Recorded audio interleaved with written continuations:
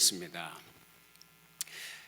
제가 알고 있는 또 제가 존경하는 신학자 한 분이 어느 자매님 병문안을 했어요. 이 자매님은 암으로 투병 생활을 하고 있었습니다. 암 말기였고 죽음을 눈앞에 두고 있었습니다.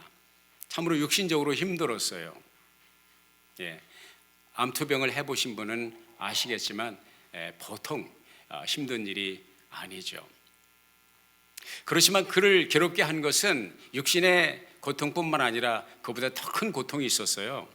그 고통은 뭐냐면 자기가 이런 암을 앓게 된 것이 젊어서 태에서 아이를 지웠기 때문에, 낙태를 했기 때문에 하나님이 형벌로서 이렇게 자기에게 암이라고 하는 질병을 주셨다, 그렇게 생각하고 있었습니다. 이 신학자 박사님은 목사님이시고 자매님에게 어떻게 위로해야 될지를 모르겠어요. 참 난감한 일이었어요.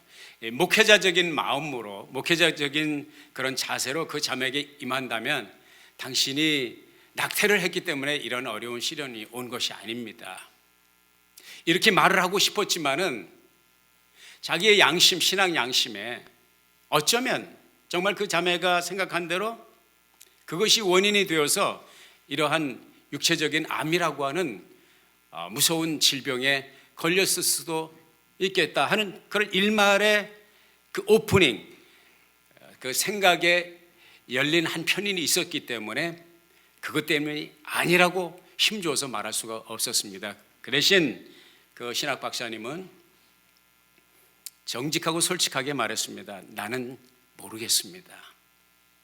그렇지만 한 가지 분명한 것은 하나님께서 우리의 허물과 우리의 모든 죄를 담당하시고 우리를 용서하시고 우리를 치유하시기 위해서, 우리를 영생에 이르도록 하시기 위해서 십자가의 고난을 당하신 것을 알고요.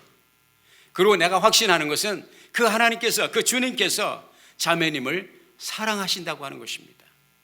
이런 말씀을 조곤조곤 듣다가 이 자매님이 구원에 대한 확신을 갖게 되고 하나님의 사랑에 대한 확신을 가지고 믿음 안에서 주님의 부르심을 넉넉한 가슴으로, 넉넉한 믿음으로 기다릴 수 있었다고 하는 그런 이야기입니다. 사실 이러한 질문은 고난 속에 있는, 고통 속에 있는 많은 사람들이 던지는 질문입니다. 그리고 이 질문, 내가 이 고난을 당하는 것, 내가 이 고통을 당하는 것은 나의 죄 때문인가? 이러한 질문은 많은 사람들이 던지는 질문이고 사실은 신학자도 목회자도 쉽게 답을 할 수 있는 질문이 아닙니다. 어려운 신학적인 난제이죠. 그런데 이런 질문을 던지는 것은 현대인들뿐만 아니라 예수님과 동시대에 살았던 사람들, 아니 주님의 제자들까지도 똑같은 질문을 던졌습니다. 요한복음 9장에 보면은요, 예수님과 제자들이 한 마을을 지나가다가 나면서부터 소경으로, 시각장애인으로 앞을 보지 못하는 사람을 발견하게 되었습니다. 제자들은 주님 곁에서 이런 질문을 해봅니다. 선생님, 저 사람이 나면서부터 앞을 보지 못하는 것은 자기의 죄 때문입니까? 아니면 부모의 죄 때문입니까? 우리 한국 사람들이 던지는 질문, 자주 던지는 질문이 있죠. 에이구, 내가 천생에 무슨 죄가 많아서. 그다 뭐예요? 인과응보의 그 불교, 힌두교의 그 사상을 거기 이야기를 해주고 있어요. 모든 결과는 원인이 있다는 것이고 인간이 당하는 고통은 원인이 있다. 전생에 죄가 많으면 금생에 어려운 시련을 많이 겪는다. 이런 불가의 이야기를 인용을 해서 전생에 무슨 죄가 있어요. 예수 믿는 사람은 그런 얘기하면 안 돼요. 우리 예수 믿는 사람에게는 전생이 없습니다. 오직 한 번의 세계가 있을 뿐입니다. 우리 예수 믿는 사람들조차도 우리가 고난을 당할 때 내가 또 무슨 죄를 지었나, 하나님께서 왜 나를 또 이렇게 벌을 주시나, 그런 생각을 할 때가 있어요. 그것이 아주 틀린 것은 아닙니다. 실제로 우리가 살아가면서 하나님의 자녀로 살아가면서 우리가 곁길로 갈 때, 잘못된 길로 갈 때 하나님께서 말씀으로 다가오셔서 그리 가면 안 된다, 계속 고집을 피고 가면 하나님께서 매를 드신다고 그랬어요. 징계를 하신다고 그랬어요. 징계는 뭐예요? 고통입니다, 아픔입니다, 시련이고 고난입니다. 하나님의 징계가 없으면 너희는 버리운 자고 사생하다, 하나님의 관심 밖에 버려진 자다, 그런 말씀을 하셨어요. 내가 어떤 잘못을, 죄를 범할 때 하나님께서 나를 징계하시는 것은 하나님이 나를 사랑하신다는 거예요. 그러니까 그때마다 할렐루야 할 수 있어야 돼. 그럼에도 불구하고 우리는 지난주에 이제 같이 살펴봤잖아요. 욥에 대해서 한번 생각을 해봤잖아요. 욥이 얼마나 고난이 극심했어요. 근데 욥이 자기가 지은 죄 때문인가? 결단코 그렇지 않죠. 욥기에서 우리들에게 말씀하고 있는 것은 욥은 자기가 지은 죄 때문에 그런 남보다 더 큰 고난을 받은 것이 아니라는 것이, 또 다른 하나님의 섭리가 있었다는 것을 우리가 알고 있고, 마귀가 그를 시험했고 시련에 빠뜨렸다는 것을 알고 있습니다. 우리 주님께서 이 갈팡질팡하는 제자들의 질문에 명확하게 답을 주셨습니다. 우리 주님께서 하신 말씀은 뭐예요? 본인의 죄도 아니고 부모의 죄도 아니다. 이 사람이 나면서부터 소경이 된 것은 하나님이 하시는 일을 나타내고자 함이라, 뜻밖의 답을 주셨습니다. 그 당시까지 사람들은, 종교 지도자들 뿐만 아니라 바리새인들 뿐만 아니라 모든 사람들이 이러한 인과응보 그리고 율법적인 마인드를 가지고 세상을 보고 고난을 보았다고 하는 것이죠. 사실은 인간 세계에 고난이 왔다고 하는 것은, 보편적인 고난이라고 하는 것은 시작은, 근원은 죄입니다. 예? 로마서 8장 22절과 23절에 보면 피조물이 다 이제까지 함께 탄식하며 함께 고통하는 것을 우리가 아나니, 이뿐 아니라 우리 또한 우리 곧 성령의 처음 익은 열매를 받은 우리까지도 속으로 탄식하며 양자될 것 곧 우리 몸의 구속을 기다리느니라. 우리 몸의 구속이라는 것은 우리의 몸이 육신의 질병과 고통과 슬픔과 애환과 눈물로부터 완전히 해방되는 그 구원의 완성의 때를 말하는 거예요. 그때까지 우리 인간들에게 무엇이 있냐? 탄식이 있다는 거예요. 고통이 있다는 거예요. 예수 믿는 우리에게도 탄식이 있다는 것이죠. 이러한 탄식과 고난과 아픔이 언제 시작되었습니까? 창세기 3장에 보면 하나님께서 완전한 인간이 살 수 있는 최적의 환경인 에덴 동산을 만들어 놓으시고 거기를 주소로 삼고 우리 조상 아담과 하와가 살았습니다. 우편 배달이 올 때는 어디로 가면 돼? 에덴 동산으로 가면 됐습니다. 완벽한 집이었습니다. 그러나 우리 안타깝게도 우리 조상 아담과 하와는 하나님이 금하신 금단의 열매를 따먹고 범죄함으로 말미암아 에덴 동산에서 쫓겨났죠. 그리고 하나님께서 그들에게 말씀하셨습니다. 하와에게 하시는 말씀이, 너에게는 해산의 고통이 있을 것이다. 왜? 죄를 범했으니까. 죄에 대한 형벌로서 해산의 고통이 있을 것이고, 너는 임신할 때마다 임신의 고통과 해산의 고통을 겪게 될 것이다. 그리고 이어서 남편된 우리 아담 조상에게 이렇게 말씀하십니다. 내가 너에게 그만 금단의 이 열매를 먹었으므로 네 아내의 말을 듣고 먹었으므로 말미암아 땅은 너로 인하여 저주를 받고 땅이 가시와 엉겅퀴를 낼 것이다. 너는 이마에 땀이 흘러야 겨우 푸성기를 먹고 살 수 있을 것이고 곡식을 거두게 될 것이다. 제가 패러프레이즈를 했습니다마는 이러한 말씀을 하나님께서 하셨어요. 그러니까 인간의 수고와 고난이라고 하는 것 자체는 어디에서 시작된 거예요? 죄에서부터 시작된 것이라는 것이죠.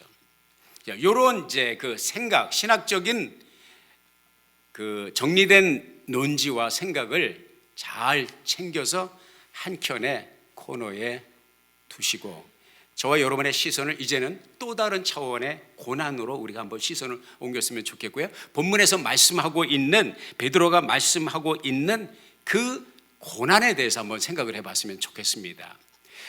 베드로전서 2장 20절 다시 한번 읽어볼까요? 시작. 죄를 짓고 매를 맞으면서 참으면 그것이 무슨 자랑이 되겠습니까? 그러나 선을 행하다가 고난을 당하면서 참으면 그것은 하나님께서 보시기에 아름다운 일입니다. 말씀하고 있습니다. 사도 베드로가 얘기하는 고난은 죄 때문에, 조상 죄 때문에, 아담의 죄 때문에, 나의 죄 때문에, 이런 차원의 고난이 아니라 제3의 또 다른 목표와 또 다른 목적과 또 다른 이유 하에서 성도가 고난을 겪을 수 있다고 하는 것이죠. 자기 죄 때문이 아니라 무엇 때문에 고난을 당하냐? 선을 행하다가 고난을 당한다. 그러니까 사람이 고난을 당하고 고통을 당하는 것은 꼭 죄를 짓고 잘못했기 때문이 아니라 좋은 일 하다가도, 유익한 일을 하다가도 고난을 겪을 수 있는데, 이런 고난을 당하면서 참고 인내하는 것은 하나님의 보시기에 아름다운 것이다. 여기에서 멈추지 않냐고 사도 베드로는 바로 이것을 위하여 여러분은, 성도 여러분은 하나님께 부름을 받은 것입니다. 선을 행하면서, 좋은 일 하면서 그 가운데서 당하는 어려움과 고난과 고통을 통과하고 참고 인내의 열매를 맺도록 하나님께서 그 부름, 저와 여러분의 삶의 비전 가운데 하나가 뭐예요? 우리가 의를 위하여, 마태복음 5장에 말씀하고 있는데 의를 위하여 핍박을 받는 자는 복이 있나니, 그런 말씀을 하고 있어요. 그 부름을 하나님께서 허락하셨다고 하는 거예요. 이것이 우리의 비전이 되어야 되고 소명이 되어야 된다는 것이에요. 소명의식 그리고 사명감이 있어야 된다는 것이죠. 우리 주님께서 당하신 고난은 무엇입니까? 오늘 종료주일에, 고난주일에 우리가 생각할 우리 주님이 당하신 고난은 무엇입니까?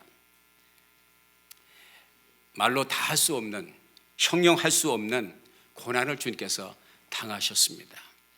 체포되시기 전날 밤에 제자들과 함께 겟세마네 동산에 올라가셨습니다. 그리고 주님은 그곳에서 십자가를 눈앞에 두고 잠시 후에 자기가 담당할 십자가를 생각하면서 너무너무 고민이 됐어요. 예수님이 하나님이시면서 동시에 신성을 내려놓으시고 인간의 연약한 육신을 입고 그대로 인간이 겪는 모든 것, 희로애락, 안 먹으면 배고프고 안 마시면 목마르고 힘들면 고단한 그런 삶을 주님께서 사셨어요. 그 십자가를 눈앞에 두고 인간적으로 생각할 때 너무 고민이 심하셨습니다. 제자들에게 내가 심히 고민이 되어 죽겠다고 제자들에게 나와 함께 기도하자고 우리 주님께서 말씀하신 거예요. 제자들은 쿨쿨 자고 있으니 얼마나 답답한 노릇입니까? 우리 주님께서 하나님 아버지와 1대1로 독대를 하면서 기도를 하시되 너무너무 고통 속에서 하나님 앞에 절규를 할 때에 성경에 보니까 구슬땀이 떨어지는데 피가 섞여 떨어졌다고 했습니다. 이걸 갖다 뭐라면 이게 피땀이라고 그러죠. 혈한증이라고 그래요. 혈한증. 피혈자에다가 땀 한자 같아요. 혈한증. 피와 땀이 섞여서 떨어지는 거. 히모티드로시스라고 영어로 표현하고 있습니다. 히모티드로시스, 의학적인 표현이에요. 예수님만 이런 경험을 한 것은 아주 극히 드물지만 사람이 극도의 스트레스를 받으면 피부의 모세 혈관이 터져서 땀과 함께 피가 떨어질 수 있다는 것이야. 아주 드문 예지만 가끔 이런 케이스를 보는데 우리 주님께서 이런 혈안증을, 그 고통을 겪으셨다고 하는 것입니다. 밤새도록 씨름하며 영적으로 하나님 앞에 매어달리며 할 수만 있으면 이 잔이 내게서 옮겨지기를 원합니다. 그러나 내 뜻대로 마옵시고 아버지의 뜻대로 하옵소서. 그리고요 12시 넘기고 바로 로마 병사들이 왔어요.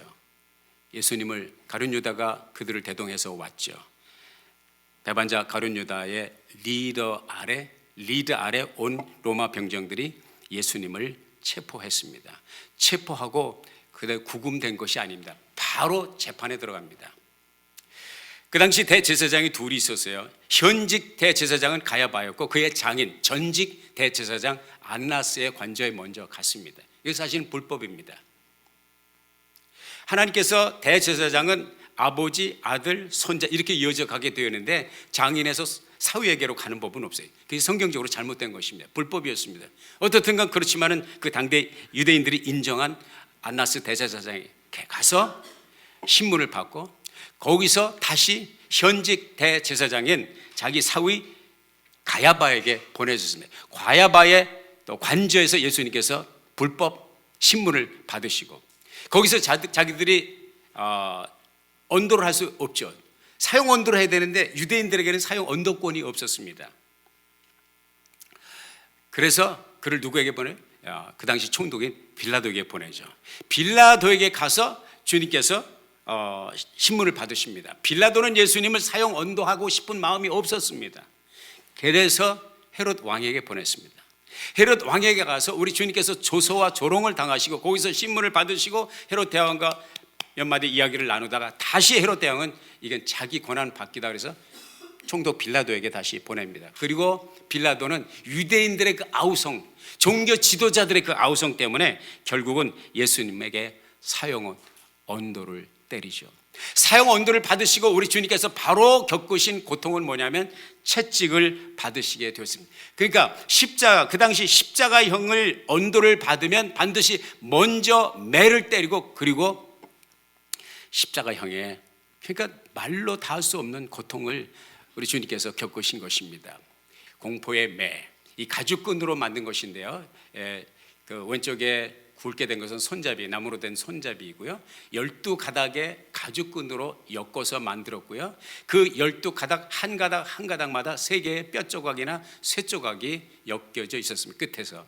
그래서 혹시 패션 오브 크라이스트를 보신 분 아시겠습니다만은 채찍을 내리칠 때마다 살점이 떨어져 나가고 뼈가 보이고 선혈이 낭자해지는, 피가 낭자해지는 그런 극심한 고통에 이 매를 맞다가 죽는 사람도 종종 있었다고 합니다. 우리 주님이 이 매를 맞으셨어요. 신명기에 보면은 태장을 할 때 40대 이상을 때리지 말라고 그랬어요. 40대까지는 때릴 수 있는데, 그래서 유대인들은 혹시 실수할까 봐, 카운트에 실수가 있을까 봐 39대만 때렸습니다. 이것이 유대인의 태장법인데, 유대인의 태장법을 따라서 예수님이 매를 맞으신 것이 아니라 로마식으로 태장을 받은 것이기 때문에 몇 대를 맞으셨는지는 모르겠습니다. 그렇게 매를 맞으시고 그 다음에 우리 주님께서 지고 가신 것은 십자가입니다. 그 십자가의 무게는 조금씩 사람마다 차이가 있는데 136kg이라고 그래요. 136kg. 그래서 그것이 너무 무겁기 때문에 가로대만 지고 가기도 한다 그러는데, 우리가 보통 성화에서 보는 것은 예수님이 십자가를 통째로 지고 가는 모습을 보게 되고요. 성경에 보면 지쳐서 쓰러지실 때 구레뇨 시몬이 예수님의 십자가를 대신 지고 갔다고 했습니다. 무슨 말입니까? 무겁다는 것입니다. 예수님은요, 체력이 약하신 분이 아니에요. 예수님은 목수 출신입니다. 목수는 기본적인 체력이 있어야 목수 일을 합니다.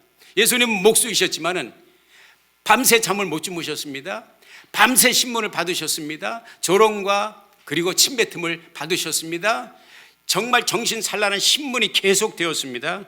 그리고 태장을 이렇게 살점이 떨어져 나고 피가 선혈이 낭자한 태형을 받으시고 십자가를 지실 때 얼마나 고단하고 얼마나 힘든 여정이셨겠습니까? 그리고 주님은 급기야는 십자가에 못이 박혀 이렇게 죄인 중에 하나가 되어서 십자가형을 받게 됩니다. 십자가형은 인류가 고안해낸 인간을 가장 잔악하게, 가장 고통스럽게 죽게 하는 그 당시 사람들이 고안해낸 그런 사형 집행형이었습니다. 주님께서 이 십자가를 주셨습니다. 그 못은 학자들의 이야기하면 18cm라고 그래요. 그 못의 길이가 18cm. 대못이 두 손과 두 발에 박히시고 물과 피를 쏟으시고 주님께서 고통 중에 운명하십니다. 오전 9시에 달리셔서 오후 3시에 6시간 동안 십자가에 달려 계셨습니다. 보통 십자가형을 당하면 이렇게 빨리 죽지 않습니다.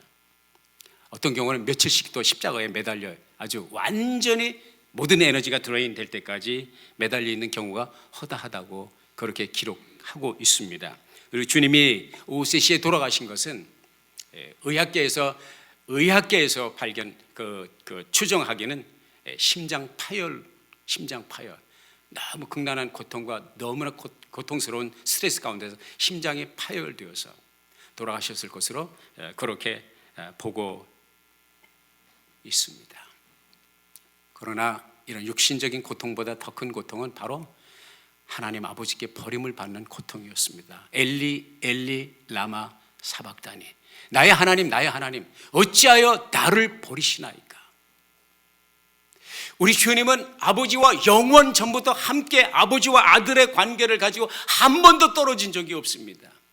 그 아버지 하나님으로부터 완전히 버림을 받은 완전한 고독, 인간에게 버림을 받고 세상에 버림을 받고 아버지께 완전히 버림을 받은 완전한 우주의 고아로서 나의 하나님 나의 하나님 어찌하여 나를 버리시나이까. 우리 주님께서 우리가 받았어야 될 버림받음을 우리 주님께서 대신 받으셨습니다. 우리가 져야 될 형벌을 우리 주님께서 대신 지셨습니다. 우리가 받아야 될 모욕을 우리 주님께서 침뱉음을 받으시고 욕을 받으셨습니다. 이 모든 고난과 이 모든 고통은 결탄코 그러나 헛되지 않습니다. It was not wasted. 주님의 그 고난이 있었기 때문에 우리가 죽음에서 생명으로 입적될 수가 있었습니다. 지옥의 절망에서 형벌의 절망에서 천국의 소망을 가질 수가 있었습니다. 우리 주님의 그 고통, 그 채찍에 맞음으로 우리가 나음을 입었도다. 우리 이 땅에서 하나님의 치유의 능력과 은혜 가운데 치유의 병고침의 경험을 종종 합니다. 그래도 결국은 우리는 죽습니다. 생로병사, 우리 인간에게 주어진 운명. 영원한 치유는 우리가 요단강 건널 때 다시는 질병이 없고 다시는 죽음이 없는, 다시는 사별이 없는 세계 완전한 치유는 우리 주 예수 그리스도께서 받으신 채찍으로 말미암아 가능해졌다고 하는 사실인 것입니다. 우리가 부활의 소망을 갖는 것도 바로 이 예수님의 고난과 죽음 때문에 가능했습니다. 그리고 주님께서는 이것을 본으로 삼아 사도 베드로에게 너희가 이런 길을 가라고 말씀하십니다. 베드로전서 1장 6절 7절 읽어볼까요? 시작. 그러므로 너희가 이제 여러 가지 시험을 인하여 잠깐 근심하게 되지 않을 수 없었으나 오히려 크게 기뻐하도다. 너희 믿음의 시련이 불로 연단하여도 없어질 금보다 더 귀하여 예수 그리스도에 나타나실 때에 칭찬과 영광과 존귀를 얻게 하려 함이라 말씀하셨습니다. 이어서 4장 12절 이하에 보면은 사랑하는 자들아 너희를 시련하려고 오는 불시험을 이상한 일 당하는 것 같이 이상히 여기지 말고 오직 너희가 그리스도의 고난에 참여하는 것으로 즐거워하라. 이는 그의 영광을 나타내실 때에 너희를 즐거워하고 기뻐하게 하려 함이라. 너희가 그리스도의 이름으로 욕을 받으면 복이 있는 자로다. 영광의 영 곧 하나님의 영이 너희 위에 계심이라. 아멘. 며칠 전에 지난 목요일 날 새벽에 제가 한국에 있는 친구랑 정말 오랜만에 통화를 했습니다. 초등 동창생이에요. 그 친구랑 저는 우리 학교에서 잘 나가는 학생 가운데 두 사람이었습니다. 담임 선생님은 늘 그 친구와 저에게 많은 관심을 가지셨어요. 그 친구는 속된 표현으로 해서 계속 잘 나갔습니다. 그리고 이제 서울대학교 의대를 졸업을 하고 메디컬 닥터가 되었습니다. 잘 나가요. 돈도 많이 벌고 명예롭고. 저는 이제 목회의 길을 걸어서게 되었습니다. 늘 그 친구에게 그 친구를 떠올릴 때마다 늘 하나님 앞에 주님 그 친구가 예수를 믿게 하옵소서. 예수 믿고 영생에 이르게 하옵소서. 기도하는 마음으로 그 친구의 얼굴을 떠올리곤 했습니다. 기회가 온 것 같아요. 그래서 친구에게 어려운 질문을 던졌습니다. 친구야, 예수 믿니? 그때 그 친구 하는 말이 아니,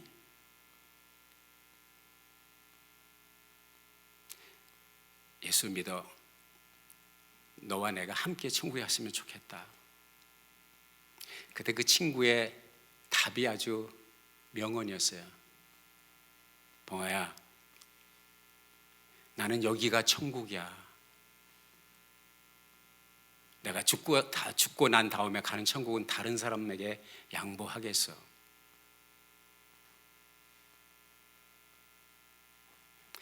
그 답은 뭐 예상도 됐지만 좀 뜻밖의 형식의 답이었어요. 저는 그래, 내가 그 길을 가기 위해서 평생 목회자의 길을 가고 있는 것을 나도 안다. 그러나 아직은 내가 마음이 와닿질 않아. 이런 식으로 대답을 했으면 좋겠는데,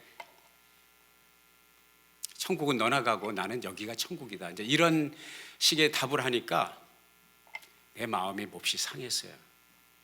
자존심이 상하고 기분 나쁘고, 에라 그래 네가 가고 싶으면 그 길로 가라, 그러고 싶은 마음이 요까지 떠오르는데, 그건 하나님이 기뻐하시는 것이 아니죠. 그래, 알았어, 내 마음을 알았어. 그렇지만 내가 너를 위해서 계속 기도하고 있어. 그래, 고맙다 그러더라고요. 내가 전화를 끊고 나서, 하나님, 지금까지 제가 평생을 그를 위하여 기도했습니다. 오늘의 나의 질문에 내가 바라지 않는 답을 들었다고 해서 그 친구를 위한 기도를 끊지 않게 하옵소서. 그를 위하여 계속 예수 그리스도의 사랑을 가지고 품고 기도할 수 있도록 하나님 역사해 주옵소서. 그러면서 이제 또 다른 한편으로는 그렇게 마음이 기쁠 수가 없어요. 하나님께서 저에게 확인시켜 주신 것은, 내 등을 두드리면서 너는 예수꾼이야, 너는 천국을 믿는 사람이야, 너는 나의 종이야, 내가 가고 있는 길은 그 친구가 가고 있는 길과 다른 길이야. 사도행전에 보면 제자들이 박해를 받고 옥에 갇혔다 풀려나면서 다시는 예수의 이름으로 복음을 전하지 말라고 하는 그런 이야기를 듣고 예수의 이름 때문에 모욕을 당하고 욕을 먹고 핍박을 받은 이 사실 때문에 너무 즐거워서 예수의 이름을 위하여 고난을 당하는 것, 욕을 먹는 게 너무 감사해서 하나님께 영광을 돌리며 그 자리를 떠난 그런 사도들의 모습이 나오거든요. 제가 그 친구와 전화를 끊고 가진 생각, 나는 그 친구가 가는 길이 다르구나, 내가 옳은 길을 택했구나, 분명히 내가 가는 길은 그 친구가 가는 길과 다르구나, 내가 그 친구가 이 길을 함께 가길 위하여 기도하겠지만 아직은 내가 가는 길은 그 친구가 가는 길과 다르구나. 하나님께서 확인시켜 주시고, 하나님 이 길을 택하여 갈 수 있는 은혜 주심을 감사합니다. 하나님 앞에 감사의 기도를 올릴 수가 있었습니다. 고린도후서 4장 17절 18절에 보면 이런 말씀이 기록되어 있어요. 같이 한번 읽어볼까요? 시작. 지금 우리가 겪는 일시적인 가벼운 고난은 비교할 수 없을 정도로 영원하고 크나큰 영광을 우리에게 이루어 줍니다. 우리는 보이는 것을 바라는 것이 아니라 보이지 않는 것을 바라봅니다. 보이는 것은 잠깐이지만 보이지 않는 것은 영원하기 때문입니다. 아멘. 보이지 않는 세계, 영원한 천국, 모든 것을 갚아주시고 우리의 두 눈에서 눈물을 씻기시며 위로해 주시고, 우리의 고난, 우리의 인내, 우리의 눈물 헛되지 않냐고 주님께서 영광으로 다시 오실 때 성경에 기록된 그 많은 놀라운 보상과 축복으로 갚아주실, 그리하여 오늘 우리가 걷는 이 십자가의 길, 고난의 길, 희생의 길이 결단코 헛되지 않으며 영광을 위한 길이고 축복의 길이며 영생의 길임을 다시 한번 확인하며 하나님께 영광 돌리는 놀라운 성도의 길에서 승리하기를 예수의 이름으로 축원합니다.